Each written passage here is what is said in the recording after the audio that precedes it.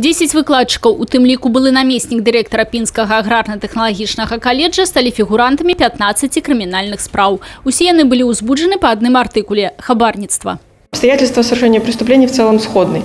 То есть преподаватели вели занятия, учебные занятия по своей дисциплине у студентов заочного отделения. Соответственно, они же были правомочны принимать экзамены, ну или иную форму итогового контроля. То есть это обязательная контрольная работа, зачет дифференцированный у студентов данного, собственно, заочного отделения.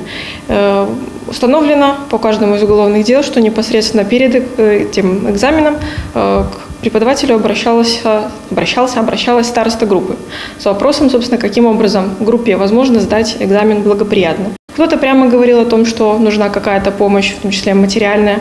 Кто-то уходил от ответа, но, в общем-то, никто не отказывался. Узнагароджені выкладчыкі, якія мелі стаж, вопыт і былі ў каледжы на добрым рахунку, прымалі не толькі ў час сесіі, але і напярэдадні яе. З матэрыялаў спраў вядома, што прадметам куплі-продажу станавіліся адказы на пытанні кантрольных. Кошт паслуг складаў ад 10 до 15 долараў. Хабар прымаўся ў выглядзе наяўнай сумы ад 100 до 400 рублёў і ў выглядзе сертыфіката ў сеткі буйной крамы. Усяго ж незаконна атрыманая сума перавысіла 3200 рублёў.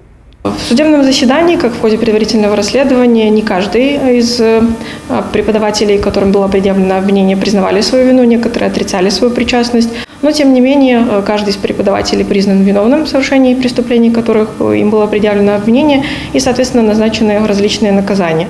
На судовый вердикт по кожнаму з абвінавачаных паўплываў шэраг фактараў, у тым ліку колькасць выяўленых эпізодаў. У выніку частка выкладчыкаў атрымала абмежаванне волі без накірунку ў выпраўленчую установу, некаторым прысуджана пазбаўленне волі з адтэрміноўкай. Ёсць і рэальныя тэрміны. Акрамя таго, кожны атрымаў дадатковае пакаранне ў выглядзе забароны дзейнасці, звязанай з прыёмам залікаў і экзаменаў. Тацяна Будгусаім, Людмила Салзан, Александр Зияченко, телерадиокомпания «Брест».